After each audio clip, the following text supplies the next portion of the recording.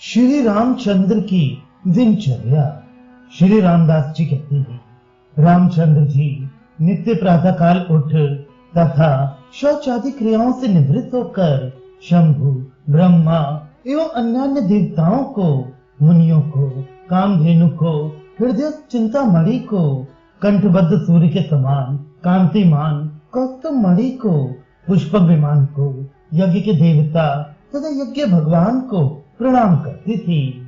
उसके बाद यथा विधि राम तीर्थ में जाकर स्नान करती थी। इसके अनंतर संपूर्ण दैनिक कृत्य करते और कामधेनु से प्राप्त उपहारों की भेंट देती थी।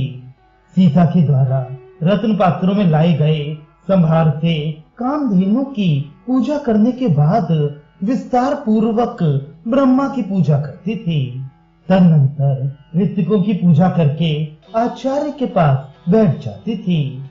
ऋतिक, होता एवं सब मुनीश्वर भी नित्य कर्मों को समाप्त करके यज्ञ मंडप में बैठ जाती थी।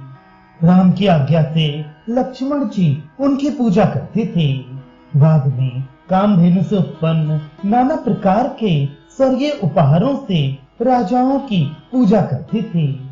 दिव्य वस्त्राभरणों तथा विविध पकवानों से लक्ष्मण प्रिय उर्मिला एवं मांडवी, श्रुतकीर्ति प्रभृति स्त्रियां भी सीता की आज्ञा अनुसार सब स्त्रियों का पूजन करती थी। इस तरह प्रत्येक मनुष्य की यथा योग्य पूजा हो चुकने के बाद ऋतिक लोग स्वाहाकारों तथा विविध सुगंधित द्रव्यों से यज्ञ मंडप में हवन करती थी। सीता और राम इष्टियों की समाप्ति पर श्रेष्ठ एवं दिव्य पुरोडाशों को खाती थी। रामचंद्र जी के अश्वमेध यज्ञ में देवता प्रत्यक्ष प्रकट होकर बड़े आनंद से अग्नि में प्रक्षिप्त द्रव्यों को खाते थे। ऋतिक लोग अस्तु श्री षट इस प्रकार बोलते थे और बाजे बजाते थे, जिनका मेघ ध्वनि की तरह गंभीर घोष समस्त यज्ञशाला में सुनाई पड़ता था। मध्य में रमणीय एवं ऋतिक जनों से व्याप्त हवन कुंड था। उसके पास मुनीश्वर बैठे थे, चारों तरफ देवता बैठे थे। इसके बाद संपूर्ण स्त्रियां थीं। उनके बाद विद्याधर बैठे थे। उनके बाद यक्ष, यक्षों के बाद गंधर्व, गंधर्वों के बाद किन्नर, किन्नरों के बाद बंदर, उनके बाद क्षत्रिय, उनके बाद सेवक वर्ग, उनके बाद वैश्याएं, उनके बाद माघव और बंदी जन बैठे थे।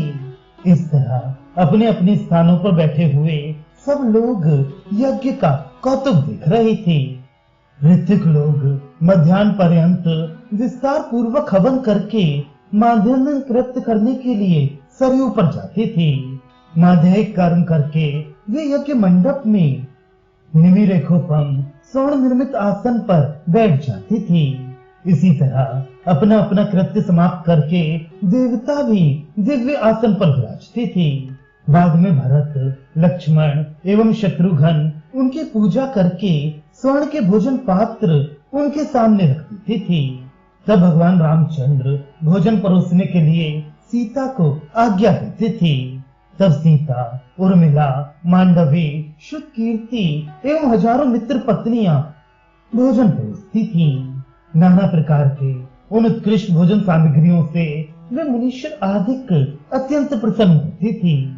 जिस समय सीता प्रभृति स्त्रियां यज्ञ मंडप में भोजन परोसती थीं, उस समय मित्रों एवं किंकिणियों का मधुर ध्वनि सर्वत्र सुनाई पड़ता था।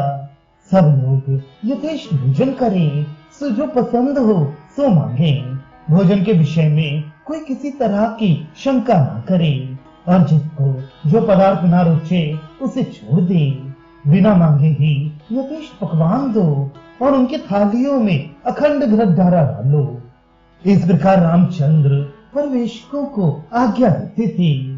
परोसने वाले कहते थे और लीजिए, ब्राह्मण कहते थे नहीं। इस प्रकार भोजन काल में सर्वत्र वही ध्वनि सुनाई पड़ती थी। भगवान रामचंद्र जी कहते थे, भगवान क्या चाहिए?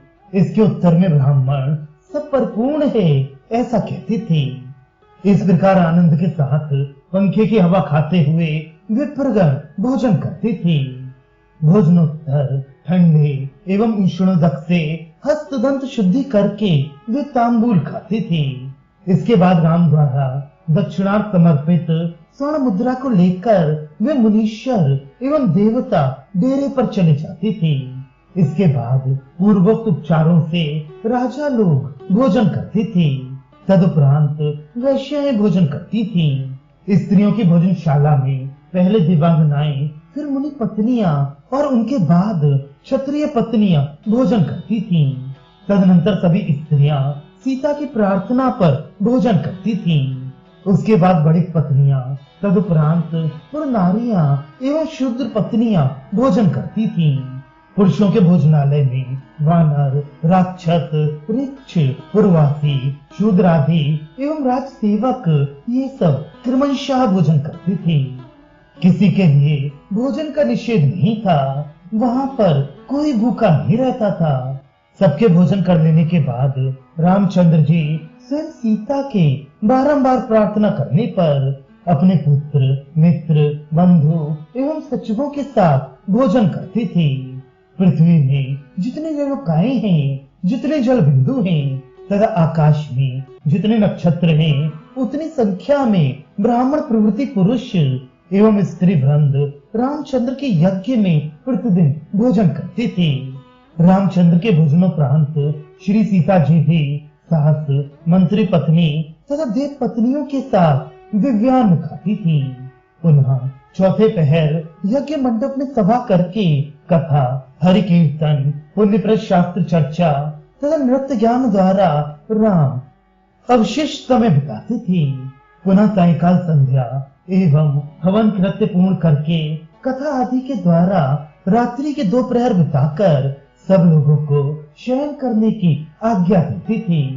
तब सब लोग अपने अपने स्थानों पर सानंद शयन करते थे। राम भी अपने इष्ट देवता का हृदय में स्मरण करके भूमि पर आसन बिछा तथा जितेंद्रिय होकर सीता के साथ सोते थे। राजाओं की आज्ञा तोड़ना, ब्राह्मणों का मान वर्धन एवं स्त्रियों की पृथक शर्या करना अशस्त्र वध कहलाता है। अतः भगवान रामचंद्र सीता के साथ ही सोते थे। इस प्रकार यज्ञ में भगवान का यह प्रतिदिन का काम था।